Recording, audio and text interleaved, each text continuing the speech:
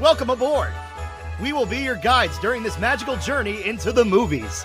It's the perfect job for us because we love the movies. It's showtime! Ready when you are, CB! Action! Welcome to Monoreel Radio, episode number 358. I'm Sean. And I'm Jackie. And we're here this week to review and discuss 2009's A Christmas Carol. You know, we have done now, I think this is the third iteration of this story. Mickey's, Muppets, and then this, right? I love any version of this story. But if I'm being honest with you, as much as I love Jim Carrey, I never sat to watch this. I didn't see this for the first time until this week. I think partly because, admittedly, I am turned off by the animation style, that early motion capture. But you had an experience, you got to see it, and you sort of reported back to me your feelings upon your initial viewing of it years ago. Yeah, I think this is arguably one of the most polarizing versions, or polarizing retellings, I should say, Yeah. because of the animation style. I had seen this, and I can't remember why you weren't with me.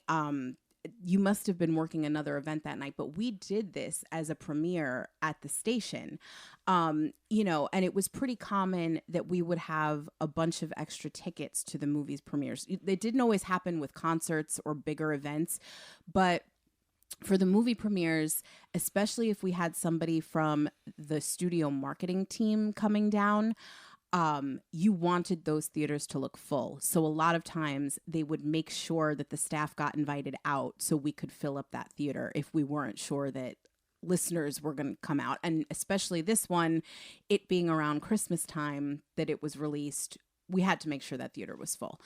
So my best guess, I don't remember, is that you would have been working another event that night, because there's no reason that you wouldn't have come with me. If I wasn't working another event, I must have been at the Coliseum, because 2009 I was doing game ops for the Islanders. So it's possible it's possible they had a home game that night, and I was working the home game.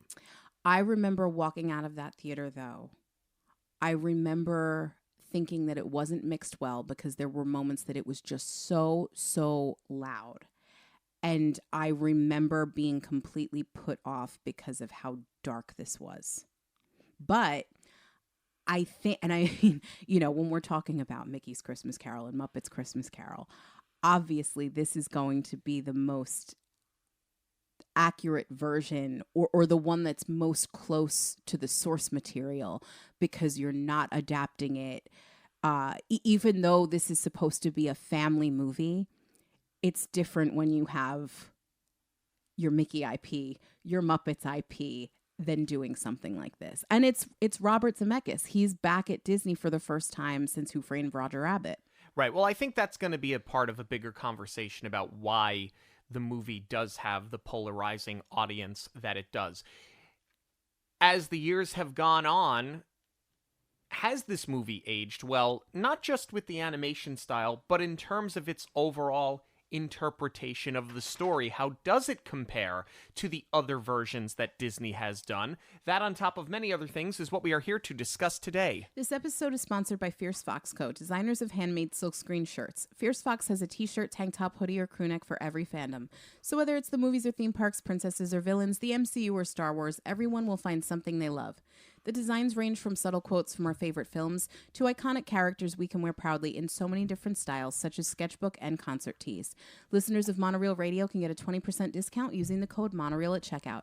Visit fiercefoxco.com to check out all of the collections. This review is either going to be an hour long or 11 minutes long. I haven't figured out which one it is yet. We don't need to give the plot, because this is the third time we're doing this story. Also, it's a Christmas Carol. You know how this goes. So let's just get right into how vastly different this is from the start, right? It is, upon open, to the point you made, and I knew it the second the first frame hits, it is going to be the most accurate retelling of this story. It opens on a book. We get a Disney book, and it opens with Marley is dead. which is how the book starts. The minute I saw that, I went, oh, this is going to be very, very different from the very happy, colorful, whimsical versions that we've seen Disney do in the past. It is such a great transition from the book because you've got this beautiful shot of the candle against the window. And then clearly Zemeckis is loving this new technology because it's such a flex that the camera tilts from the window down to the book. And Yeah. I love that that is very much a hat tip to a classic Disney open. So now that he's being brought into the fold as a director, because, you know, Who Framed Roger Rabbit was such a joint effort. Now that he's doing a Disney proper movie, I like that he paid homage to the classic opens. And what's really jarring for me is that you've got this like poppin' upbeat score from Alan Silvestri. It's very, very cinematic. And it hooks you right away because it sounds so familiar too. Like to me, it sounded like I was like, did they double dip on the Muppets? Like that's how close and how reminiscent it was to other retellings of it. And then you get the shot of Marley. And I thought they were going to leave it as the book illustration in and of itself. I didn't think that they were going to bring it to life in the animation. So it's a very, very jarring start, and it immediately sets the tone for how dark this retelling is going to be. I feel like this first scene sort of drags a little bit with Scrooge paying out. I mean, we know that he's a miser. We know that he doesn't want to give any of his money away. But to me, it would have been great, and it would have picked up the pace a little bit if he took the coins off of the eyes and paid with those instead of, this long drawn out process of like opening up the bag and handing it over. Yeah, I think that there are, other than the animation, there are some instances that, I'm not going to say that ruin the movie, but there are instances where the movie does fall short and the pace is a big problem. Because there are points in the movie where scenes will just drag, and then there are other portions of the film where they're on pace. I'm not going to say they're rushed, but they keep the story going the way that you anticipate you're going to keep the story going when you're telling this story, because we've seen it done so many different times. You're right. You don't need to paint Ebenezer Scrooge as being cheap by slowly handing over one coin after the other, all for him to take the coins off of Marley's eyes anyway. Like, if you're going to do it, have him sort of like pay the Undertaker and then slyly take the coins off the eyes and kind of like smirk. That's what they should have done if you really wanted to paint a different version of this character. I agree. Yeah, it would have, I think, also lent a little bit of humor to lighten the scene a little bit, because I mean, not that you necessarily need to, because you're just going to go dark, dark, dark the whole time, but I feel like that would have at least kept it more in like the family friendly realm if there was a little bit of a wink and a nod to, or just that little bit of sarcasm. And it's really surprising too, because, you're doing this animation as the motion capture. You have that from Jim Carrey's performance. You have the opportunity to get that close up and have him sort of, give that side eye or break the fourth wall. Yeah. And let the audience in a little bit more. To circle back to what you said too about scenes feeling long and drawn out, I think a lot of that has to do with Zemeckis just playing with the tech here. Yes. Because now, after the Undertaker scene with Marley, 7 years go by and we get the opening credits for The Passage of Time. And it's actually a really incredible shot because it's one take. And granted, this is an animation, because of the way that they shot the motion capture, it's still very impressive because it is one take and no edits. And you have this sweeping shot, going over the city. But what surprised me about it was that, for as impressive as it is technically, story-wise, this movie is so dark, and you gloss over the Dickensian contrast of the rich and the poor. We see it a little bit in that they're setting up for the party, and then you have the kids begging for food from the bakery. And then the dog picks up the piece of meat that the chef throws out the window. But it's just those two instances. I would have liked to see a little bit more. I think the Muppets actually really get into the nitty-gritty of it, showing the poverty of the time. And that is such a big part of not just this novel, but Charles Dickens' writing was the class difference and the gap between the rich and the poor. It just amazes me, for as dark as this is, that's not the part that you really crack open and let breathe. Something that stood out to me that I really didn't care for, because this entire thing is motion capture. So the whole thing is animated, right? So you don't necessarily need to de-age an actor, and you don't need to age an actor up because you're doing it all in animation. 7 years goes by, Scrooge looks exactly the same. He's an elderly man to begin with. As you get older, you age more and more rapidly. How he looks exactly the same after 7 years, I do not understand. For as much TLC as they took, and as much detail as there is, because the sets, the costumes, the textures, the wood grain in the desks and tables are all fantastic. I don't understand how they overlooked aging the character, or in this case, de-aging him at the beginning of the film and then showing us the version of him we're going to see for the rest of the film. That's a really, really great point, especially too because that's better storytelling, because 7 years is going by without his partner. He's got this business that he's running by himself. Not that he's stressed necessarily, but that sort of does go. That is character development. It's part of why he's so frugal, right? He wants to keep the money, even though he's got no next of kin to pass it down to. He just wants to hoard it for himself. Like there are, deeper layers to that than greed. Right. So it would have been nice to see the contrast with the aging, because part of that is stress. That's a really great catch. How do you feel about this version of Bob Cratchit, by the way?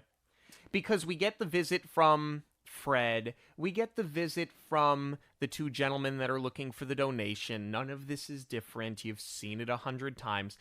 How do you feel about, squirmy, whimsical, almost elf-like, Cratchit? He's very elfish. Great point. I'm glad you bring this up. Although I do want to disagree with you real quick. I think what's different about this is that Fred's visit really exposes how nasty he is. Yes. We've seen Fred get dismissed in all of the other versions, but this is just straight up. Not only does Scrooge turn down dinner, but he is pointing out character flaws in this man. It's really, really terrible. This version of Bob Cratchit, to me, doesn't fit the overall aesthetic of the rest of the film. And not just, I couldn't quite put my finger on what it was, but the moment you just said elf-like, it clicked into place for me. I think I sort of see what they were trying to do. First of all, I think they tried to make him look like Charles Dickens. And you see that there is a little bit of an Easter egg when he goes home. There's a portrait next to the fireplace that is actually Dickens. So it's a similar haircut, similar features. But because they tried to make him look so whimsical, I think that was done for a little bit of levity. It doesn't work at all for me, because he's also supposed to be poor and he's plump looking. It doesn't look like he's struggling. Scrooge looks more like he's struggling because he's as thin as a rail. You would confuse him with Fezziwig. Yeah. I think, here's the thing. The childlike wonder and whimsy of A Christmas Carol is channeled through Tiny Tim. That's what makes his death so tragic. So when you put that on Bob Cratchit, it doesn't really make all that much sense. The thing that's always been endearing about Bob Cratchit is that in spite of the fact that they are poor, in spite of the fact that he is abused by his employer, in spite of the fact that he's got a child who, up until this point in the film, is dying, he still possesses the spirit of Christmas. That doesn't mean he is childlike in quality. It just means that he is a very good stoic person. I feel like they tried to do that here to lighten the tone because the rest of the movie is going to be so dark, and you only get a few moments with Tiny Tim. You get more moments with Bob Cratchit. I don't think that it works. I agree. I think that was a miss trying to channel it through this character just because he's got more screen time. One thing I think they do very successfully, though, I just get cold watching this movie. And like, we've had a week where it's 70 plus degrees in Florida, and I am sitting under blankets for every viewing because they paint the picture so well. And I mean, sure, Muppets does it too with the snow and everything, but like, they are putting breath in the air, and you know, they're showing Bob trying to warm his hands by the flame.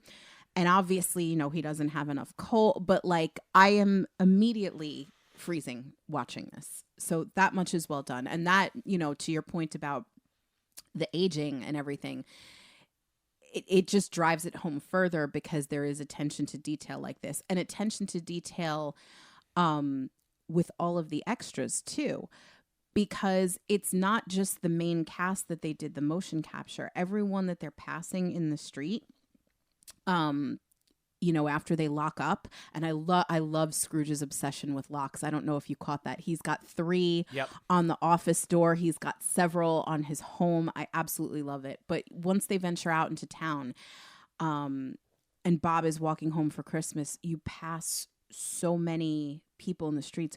Those were all hired background extras, and they put them all through the motion capture in the, you know, the black box theater kind of a way, which we really broke down in our review of Mars Needs Moms, which came out 2 years later. I think it's interesting. This was probably a test run to see the popularity of this style of animation, and they do it. It was smart on Disney's part to do it with a more with a beloved and more well-known tale to see if it has any legs and to see if it has any interest. But anyway, bigger point that I'm trying to make. This movie would never get made now. Or if they did something like this now, they would never hire the background extras to do their performance. Right. That would all be AI, CGI. So maybe they do make a movie like this again because they'll do it dirt cheap. Yeah. Let's talk about the visit from Jacob Marley. The visual of Marley's ghost is phenomenal. He looks great. This whole thing plays like a horror film from the moment Scrooge gets home. Like, because this story is ingrained in us, and I mean us as a general statement, most people know the tale of A Christmas Carol from very, very young. Right. You know he's going to get the visit from the spirits, but it wasn't until seeing this that it occurred to me that it is technically a haunting. Yeah. Because Jacob Marley, I mean, you know, when Jacob Marley is goofy, of course it's not scary.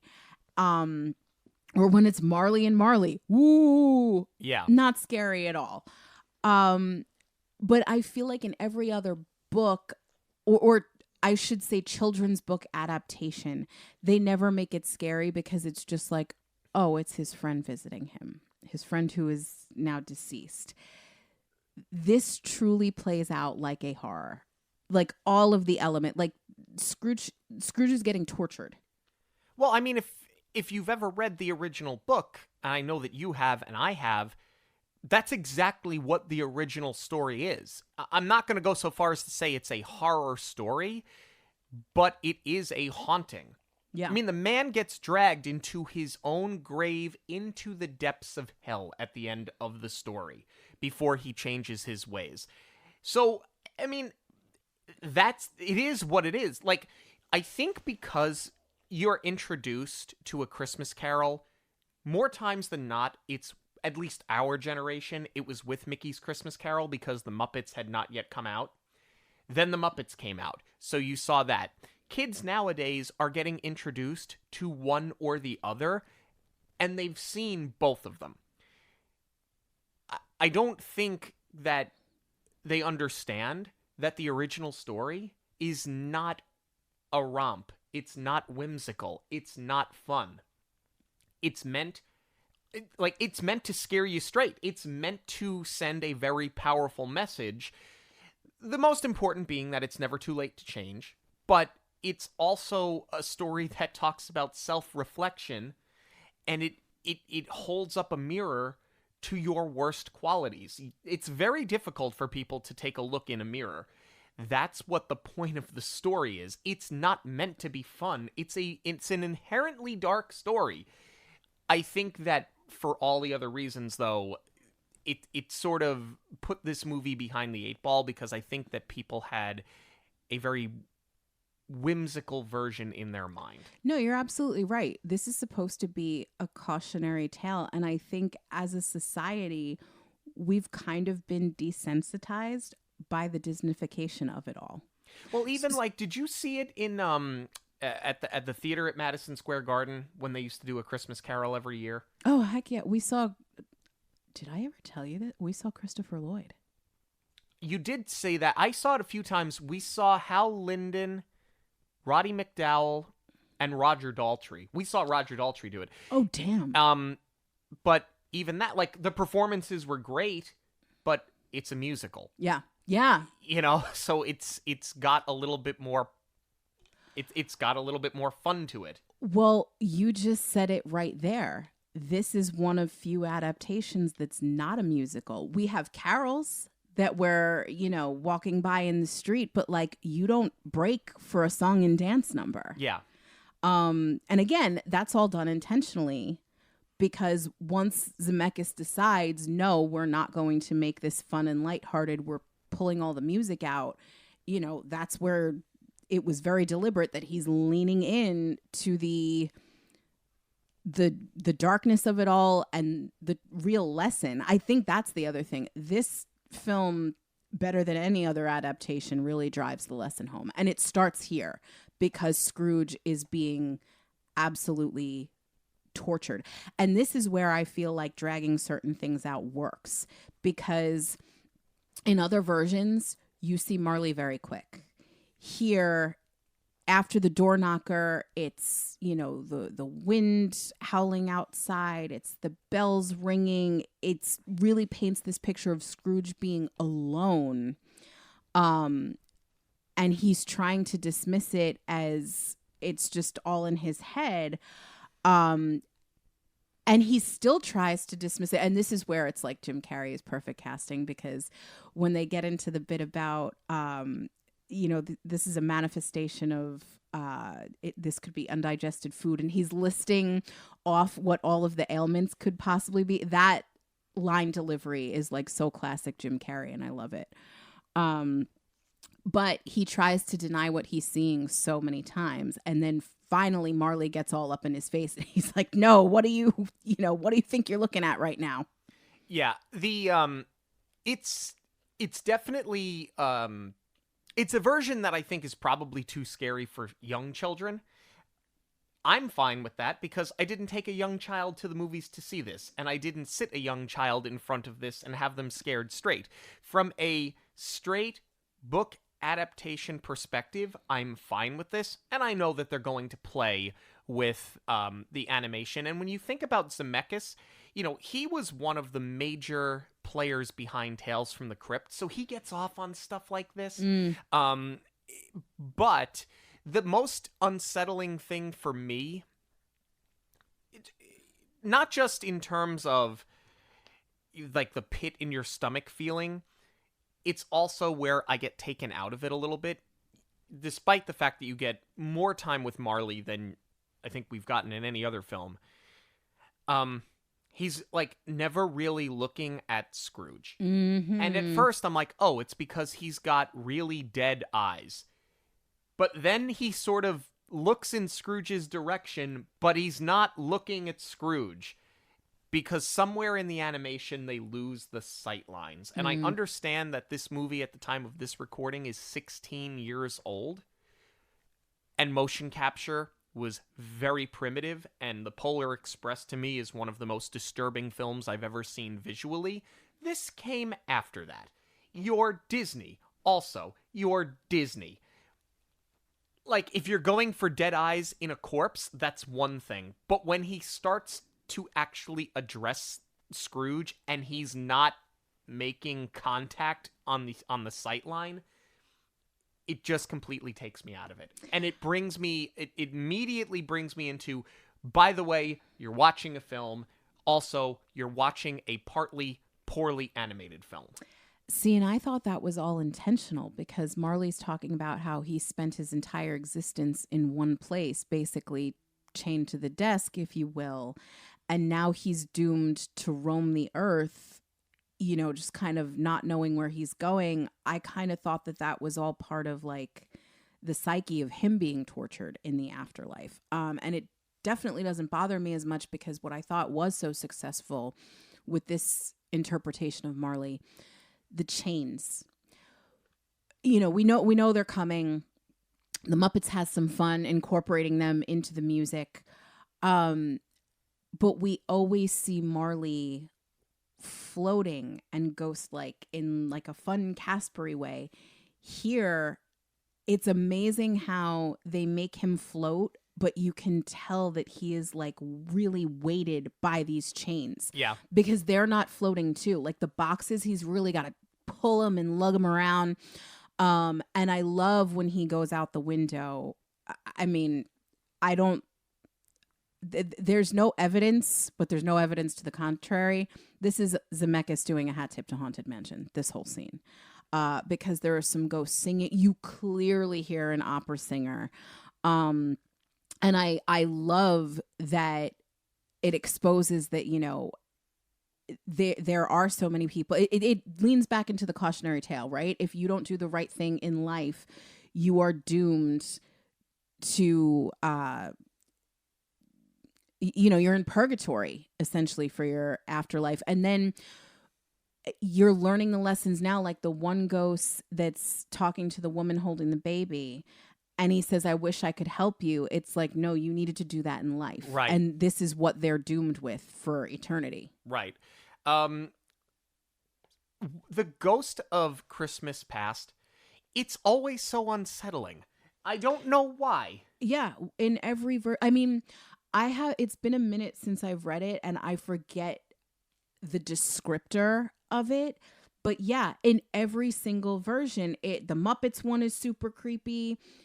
This one, I think it's the creepiness comes from the character being sort of impish, I guess. But I like what they did with the candle here. Although I don't know why he's Irish. Yeah. Well, in the original story, the ghost of Christmas Past it's sort of like androgynous. It's not a he or a she. In fact, Dickens refers to the ghost as an it.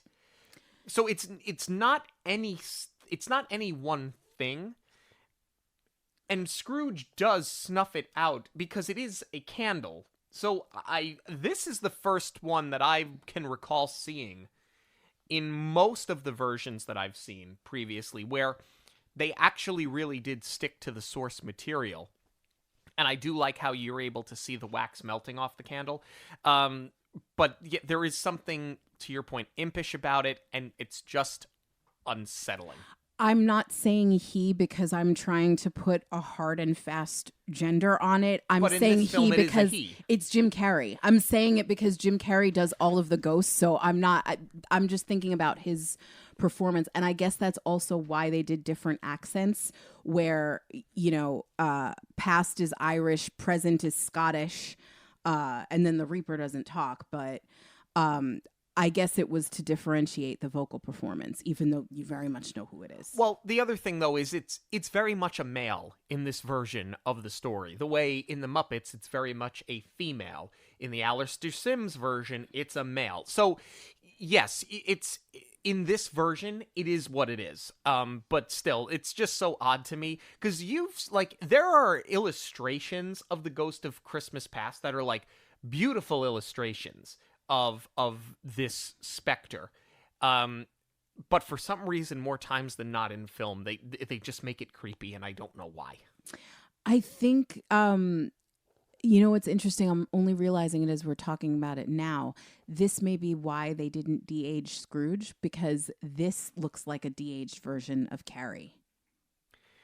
Yeah, and I mean, and you do see the de-aged version of Scrooge as you start seeing his Christmas Past as well. Okay, that they did something to him there, because his cheeks are so gaunt. They didn't just de-age him, like I don't know what they did, but this looks the least like Jim Carrey to me. Yeah, I would agree with that. I love Fezziwig though. Bob Hoskins. We're going to talk about Casting. the cast in a little while, but this version of Fezziwig, I would put it on par with Fozziwig. It is a spot-on interpretation. It's exactly what you want this character to be. I love everything about it. The moment you hear him, I mean, you know who it is immediately, but just that jovial like roar of the delivery of the line, it's just perfection. Like, it sets the tone for this scene perfectly. It's just like warm and welcoming. I love everything about it. I feel like they gloss over Belle though. I feel like we don't get enough time with her. We hardly get any time with her.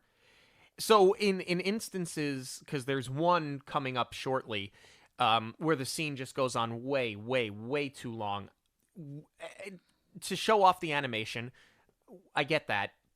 But to do that in service of showing off animation when you're losing one of the more heartbreaking elements of the original story, I think does do the original source material a disservice. I agree, especially because when she breaks his heart, it hardly lands because we've had no time with her. We've not really seen their romance and see him really fall for her. Right. We just see her calling him out because he chose money over her.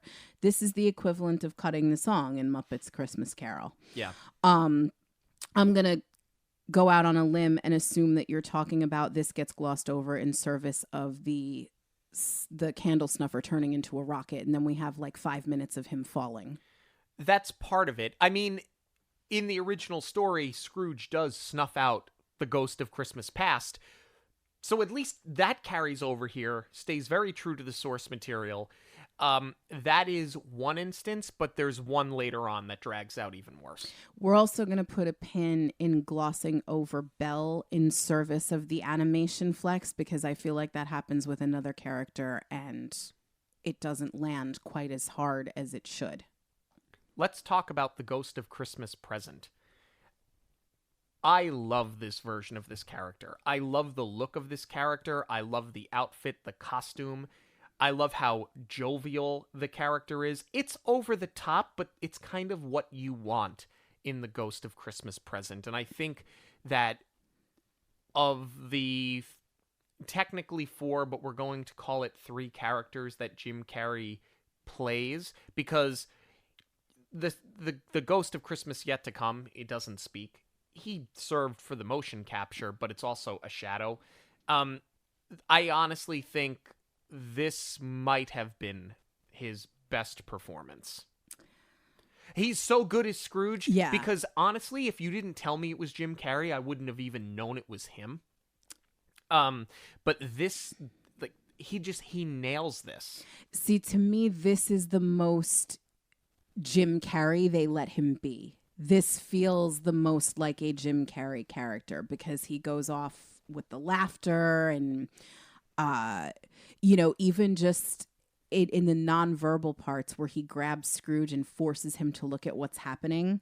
Like, this is, to me, aside from the fact it's the most that they let us see of Jim Carrey, this feels the most like him. But I agree. I love the visuals in this part. The room is just gorgeous. Yeah. I love the robe. I love the detail.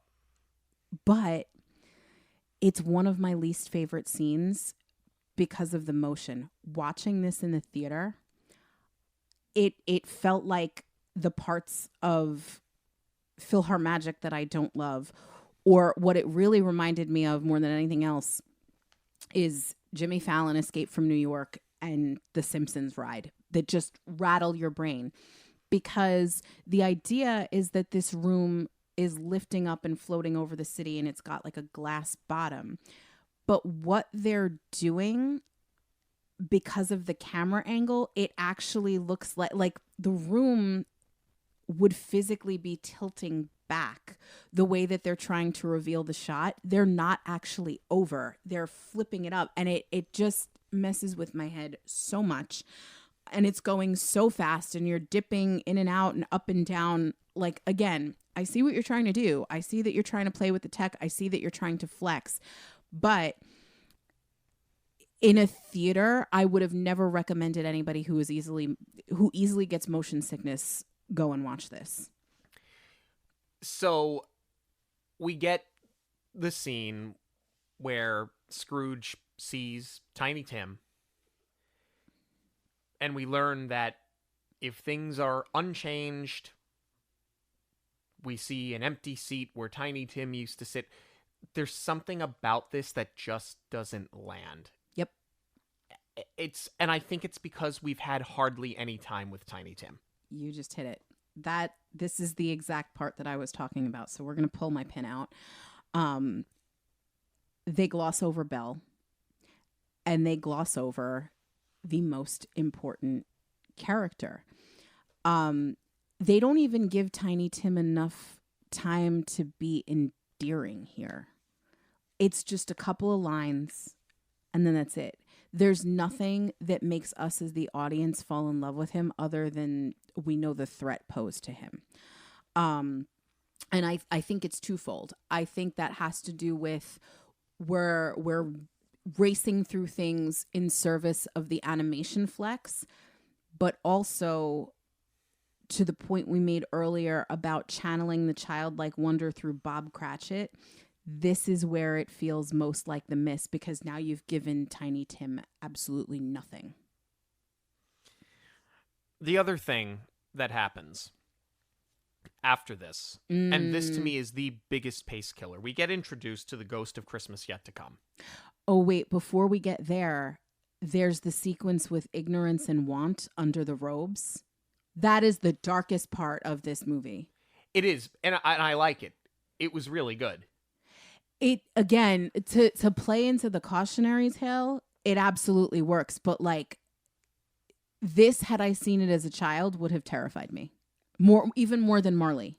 Well, then the story would have served its purpose. Fair. The Ghost of Christmas Yet to Come. To me, the most unsettling version of this character is the ominous presence that just points, because it doesn't need to say anything. Mm-hmm.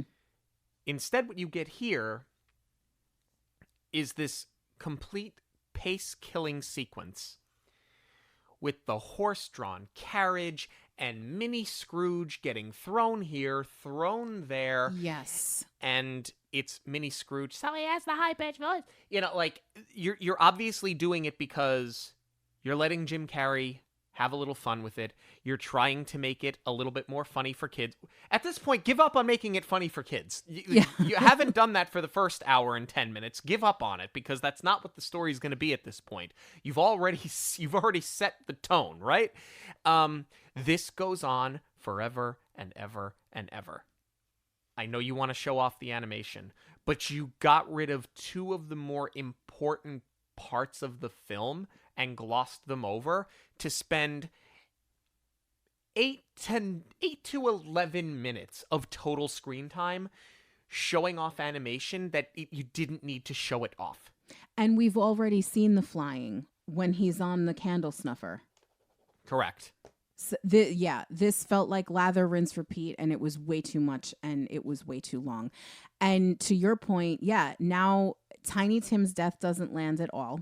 Yep. Because we're flying around, and they've not even developed him enough where we care, other than this is just sad. And like, we should even be feeling for Bob Cratchit in this moment, who just lost his son, but like, you're not as invested as you are in other versions. And the other thing that I really bump on is that, you know, we see after Scrooge has died, after he sees his future, you know, it's not revealed that it's Scrooge yet.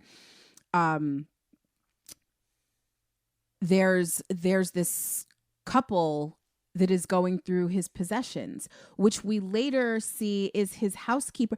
Since when does he have a house staff? I can't remember if that's something from the book, but regardless, you needed to establish that in the film somewhere along the way before we see them now. Because we've only ever seen him by himself in his house. Yeah. In any version of this story. No, and at the time, if you had a housekeeper, it's usually a single woman that would have lived with you. You're giving her room and board and paying her, but she's in the house with you at all times. So it kind of takes away from him being alone for the haunting if somebody else was there with him. Yeah. And him being pulled out of his bed by spirits in the middle of the night when somebody's there to keep an eye on him. Right. Yeah, the whole thing is just a miss for me. The only thing that I think really works as far as, you know, certain elements being dragged out, Scrooge really gets tortured here. Yes. Where he's dangling from his own grave and he is like genuinely scared. Here is where I loved that they leaned into the darkness so much. And that they, you know, they let it really breathe. This doesn't feel like a drag. It feels like a breath. Yeah, that's the one instance at the end of the film where they really did a great job. Because then we get the happy ending, right? And they did the thing. They did the thing that doesn't make sense. You bring in a narrator for the last 30 seconds of screen time, and now it's Bob Cratchit. Right. Where was this narrator throughout the entire film? And frankly, you've got Bob Cratchit breaking the fourth wall as a narrator. Or as Charles Dickens. I think that's supposed to be the breadcrumb trail that we're following here. It could be, but I think what would have made sense, first off, if you're going to have a narrator, you have to have it the whole movie. No, and I mean, for crying out loud, Muppets does it better with Gonzo. Light the lamp, not the rat. Yeah, you need to do it the whole time. I think, personally, if you really wanted to end this movie on a bit of magic and give it a modern take, I've never seen a movie do this before. At least not one that I've seen. It's not to say it doesn't exist.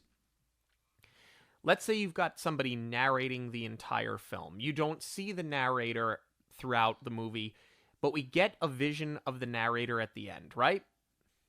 How great would it have been and how heartwarming would it have been if it would have been the adult version of Tiny Tim telling the story about this person that became a second father to him and how it's never too late to change. How amazing would that have been? Instead, you tried to do it with Bob Cratchit. Yep. Now, maybe to your point, it's because they wanted him to be Dickens, but I think you have to dig really deep to come to that conclusion.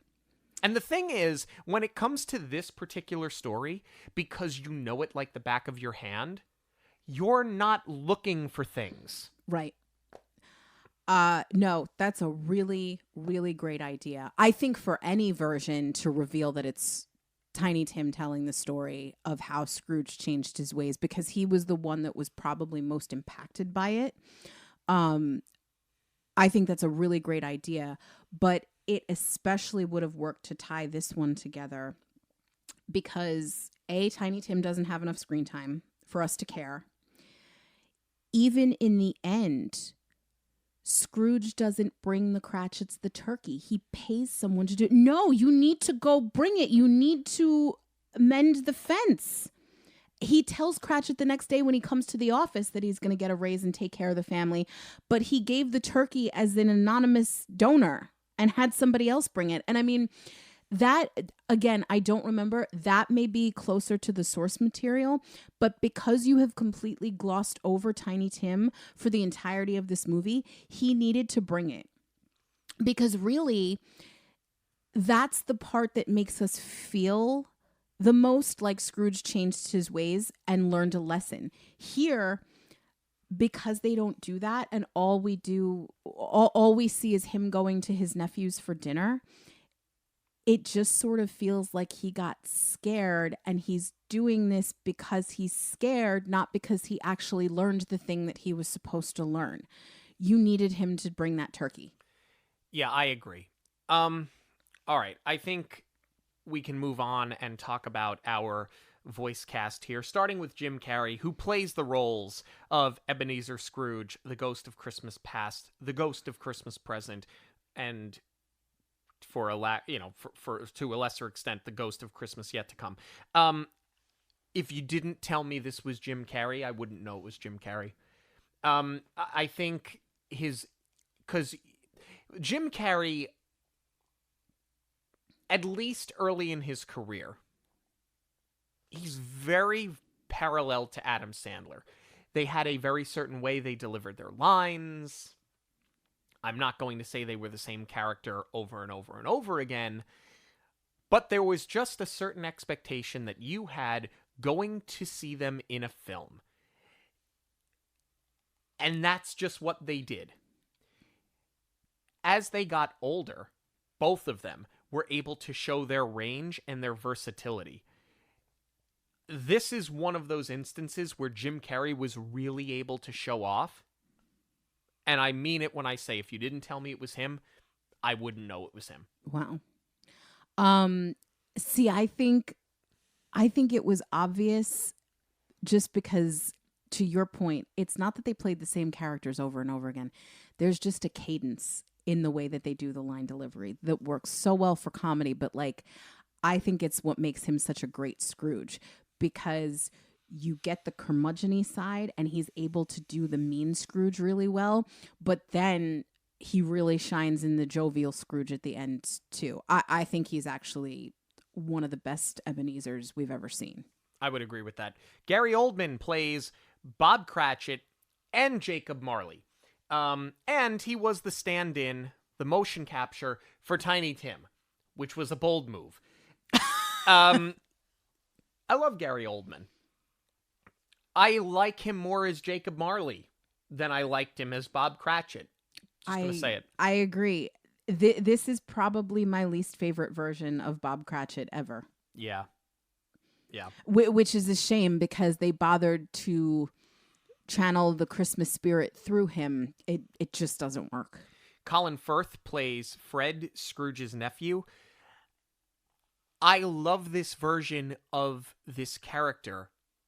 I wish we had a little bit more time with him. I mean, you don't get a lot of time with Fred really in any iteration of this of these films, because Fred very much is a background character. The star of the movie and the star of the story is supposed to be Tiny Tim. But I think that we could have had a little bit more time with Fred, and maybe that's because Colin Firth was so good. Yeah, one of the better iterations of this character, I would say. And I feel like we get the most screen time with him, even more than Belle and Tiny Tim. Well, that's the thing. If you're not going to get time with Belle and Tiny Tim, you've got to get time with someone around, yeah. you know? No, and I do really like the party scenes, but I think the opening scene where they really get into the heated argument, calling each other out on their BS, you know, I really like Fred in that moment. And I think Colin Firth, you know, I think that's because of the performance, why it's so strong. Bob Hoskins plays Fezziwig. Perfection. Absolute perfection. Not much needs to be said other than that. Robin Wright Penn plays Belle. This is a massive name. She was very, very popular at the time that they made the movie. She's obviously skyrocketed even more since then, through no help of this film, because she's hardly in it. Yeah, no, they squandered one of your most important characters, because you really needed to see Scrooge fall in love with her and see his heart get ripped out when she leaves because of his own device. And he is essentially the way that he is because he lost his love. It's why he looks down on Fred so much. He asks why he got married and everything. So if you're that scorned by love, we need to see the fallout. Yeah. Cary Elwes plays like 5 different characters in this so movie. Many. So the entire end credits. But is Cary Elwes. he was also a stand-in for Scrooge or for the ghosts when Jim Carrey was also on set. I love that they did that. That they actually, and that's where, for so much attention to detail with the sightlines, it's what really leads me to believe that Marley was done intentional that way. But I love that they still gave Carrey something to play off of. I mean, final thoughts on 2009's A Christmas Carol. I'm going to let you go first because I want to ask you a question. What you disliked about it upon its release was the fact that it was so dark, and you were turned off by the fact that it was so dark. As the years have gone on, and you've now seen it a couple of more times, was that something that was poorly done, or do you think in the years since that it has actually been something that was a benefit? It's a good question. It's a fair question. I think, one of the biggest things that turned me off when I walked out of that theater was the sound mixing and the cacophony of certain scenes. Watching it now on the streamer, it's mixed so much better. It's just not as loud. But the other thing about the animation, it wasn't just the darkness. There were certain elements that I thought were kind of gross. Like, it bothers me the whole time that Ebenezer Scrooge's nose is so red. And I don't know why that was a choice, because that's something like associated with alcoholism. So it distracted me quite a bit. But I think as the years have gone on, I definitely appreciate this version more for how close it is to the source material. I don't think that I had read the actual novel when I had seen this the first time, at least not the Dickens novel. I had read like the children's adaptations of it, but not like the actual text. So I think as a reader, sticking to the source material, I definitely appreciate this one more. I really appreciate it as a cautionary tale, but as far as something that I want to put in the regular lineup as a feel-good Christmas movie, this ain't it, I'm not saying that I'll never watch it again, but when I want to do a Christmas viewing, it's something way more upbeat than this. We've talked about it. My go-to is Home Alone, and maybe that says more about me, that I'd rather watch a child being left and 2 burglars try and attack him, and I don't find that dark at all. But this one just doesn't give you the warm and fuzzies in the same way that other retellings do, or any other Christmas movie for that matter. Yeah, I would agree with that. I think that in terms of telling a very powerful story, I think this one was well on its way, but because you lose so much with Tiny Tim and with Belle, I just don't think that those scenes land. And I feel like if you had never heard this story before, I don't think that this movie would have totally sold you on how powerful the story actually is. I don't want to say it's half-baked, because they put so much money and effort into this. Yeah. But they did that with the tech. The performances are great. Staying true to source material is great. I like that they went out on a limb. I like that they went out and did something that was a little bit darker. I like that they went out and tried to do something that was going to be a little bit more unsettling.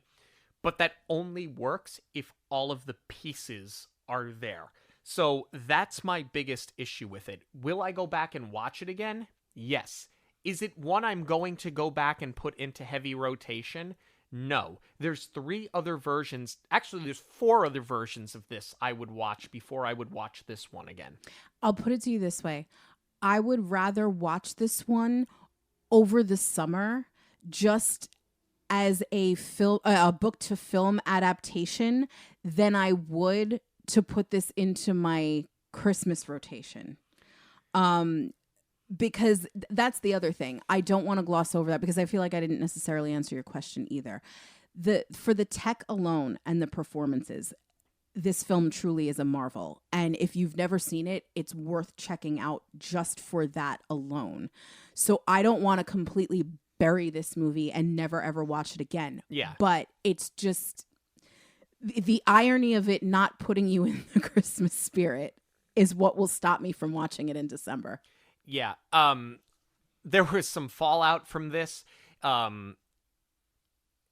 Image Movers Digital, which was the company that Disney had sort of created to put this together. They did 2 movies. They did this, and they did Mars Needs Moms, and that was it.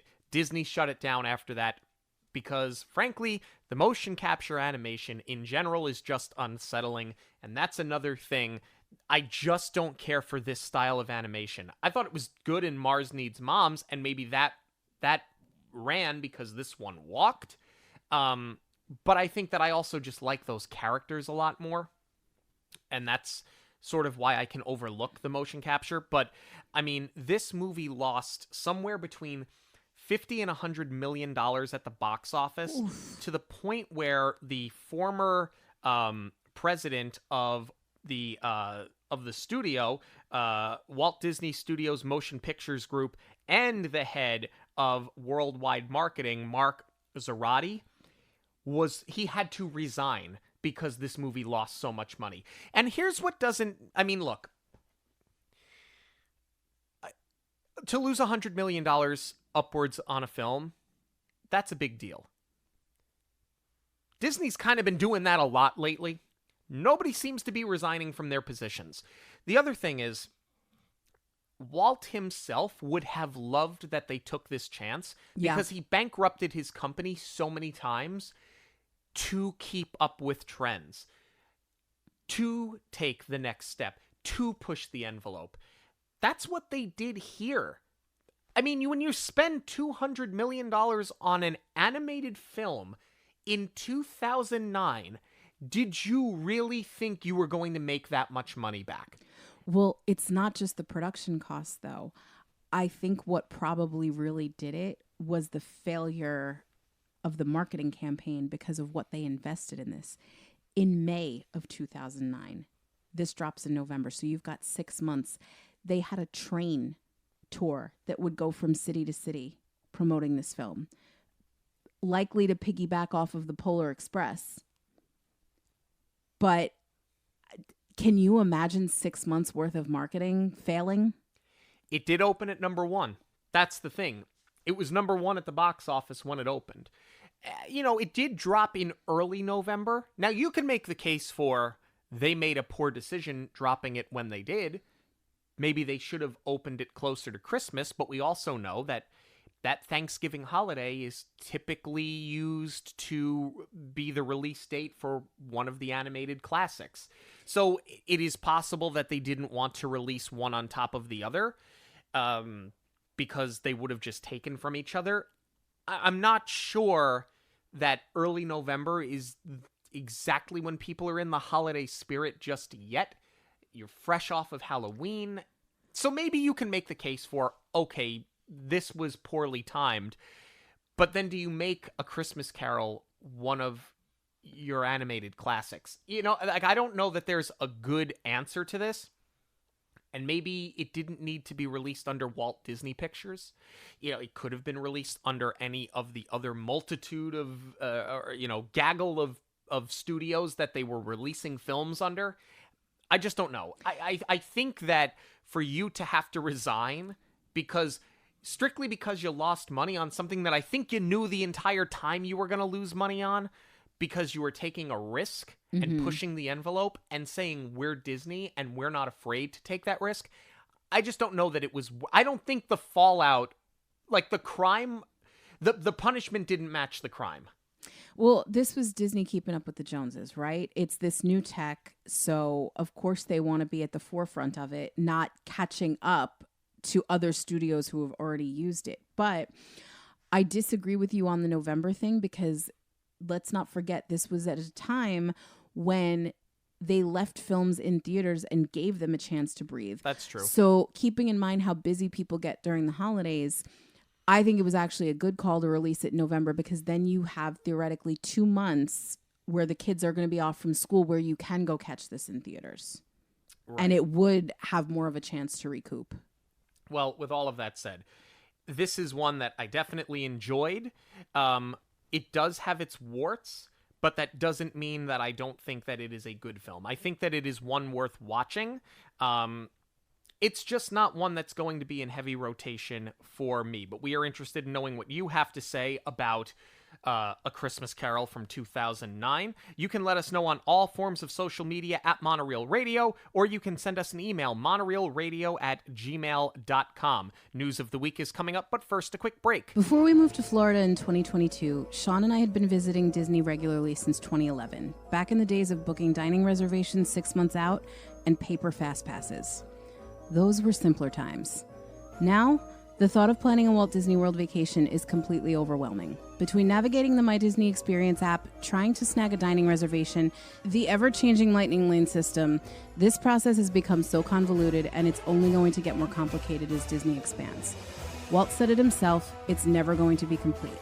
As your travel advisor, I will take on the stress for you so that you can focus on the magic, those things that made us fall in love with Disney in the first place and keep us coming back. I'm certified by Disney, so my job is to stay on top of all the new information and updates.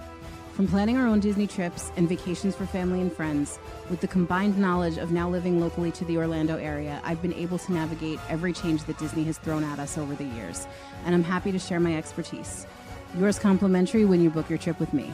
Visit monoreelradio.com/travel to get started planning. Some unfortunate news that people were going to sleep with last night or waking up to this morning. The very untimely passing of Adam the Woo at the age of 51 years old.